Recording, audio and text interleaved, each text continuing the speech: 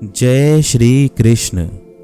भगवद गीता अध्याय 2। गीता का सार। श्लोक 27।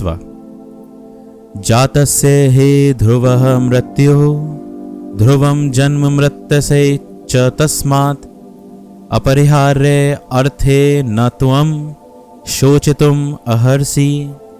जिसने जन्म लिया है उसकी मृत्यु निश्चित है और मृत्यु के पश्चात पुनर्जन्म भी निश्चित है।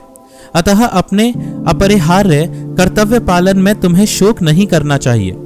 तात्पर्य: मनुष्य को अपने कर्मों के अनुसार जन्म ग्रहण करना होता है और एक कर्म अवधि समाप्त होने पर उसे मरना होता है जिससे वह दूसरा जन्म ले सके।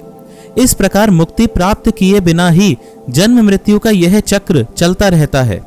जन्म मरण के इस चक्र से वृथा हत्या, वध या युद्ध का समर्थन नहीं होता, किंतु मानव समाज में शांति तथा व्यवस्था बनाए रखने के लिए हिंसा तथा युद्ध अपरिहार्य है। कुरुक्षेत्र का युद्ध भगवान की इच्छा होने के कारण अपरिहार्य था और सत्य के लिए युद्ध करना क्षत्रिय का धर्म है। अतः अपने कर्तव्य का पालन करते हुए वह स्वजनों की मृत्यु से भयभीत या शोकाकुल क्यों था? वह विधि कानून को भंग नहीं करना चाहता था, क्योंकि ऐसा करने पर उसे उन पाप कर्मों के फल भोगने पड़ेंगे जिनमें वह अत्यंत भयभीत था।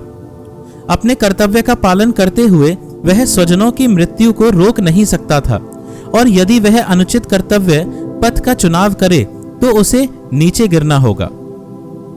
श्लोक 28। अव्यक्त आदिनी भूतानि व्यक्त मध्यानि भारत अव्यक्त निधनानि एव तत्र का परिदेवना।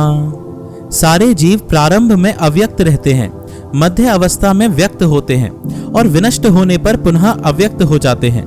अतः शोक करने की क्या आवश्यकता है? तात्पर्य: यह स्वीकार करते हुए कि दो प्रकार के दार्शनिक हैं, एक तो वो जो आत्मा के अस्तित्व को मानते हैं और दूसरे वो जो आत्मा के अस्तित्व को नहीं मानते।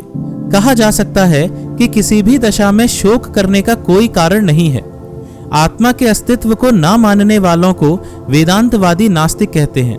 यदि हम तर्क के लिए इस नास्तिकतावादी सिद्धांत को मान भी लें तो भी शोक करने का कोई कारण नहीं है। आत्मा के पृथक अस्तित्व से भिन्न सारे भौतिक तत्व सृष्टि के पूर्व अदृश्य रहते हैं। इस अदृश्य रहने की सूक्ष्म अवस्था से ही दृश्य अवस्था आती है।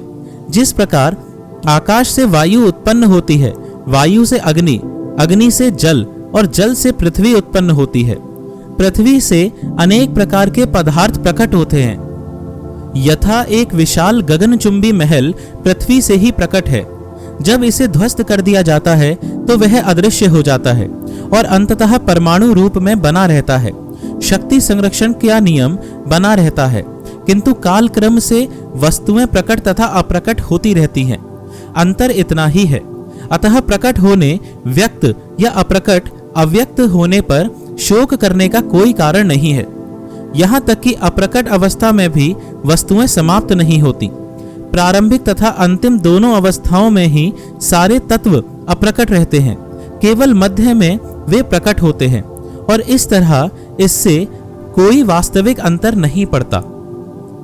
यदि हम भगवद गीता के इस वैदिक निष्कर्ष को मानते हैं कि भौतिक शरीर कालक्रम में नाशवान है, अंतवंत इमे देहा, किंतु आत्मा शाश्वत है, नित्य स्योक्ताः शरीरः, तो हमें यह सदा स्मरण रखना होगा कि यह शरीर वस्त्र परिधान के समान है। अतः वस्त्र परिवर्तन होने पर शोक क्यों?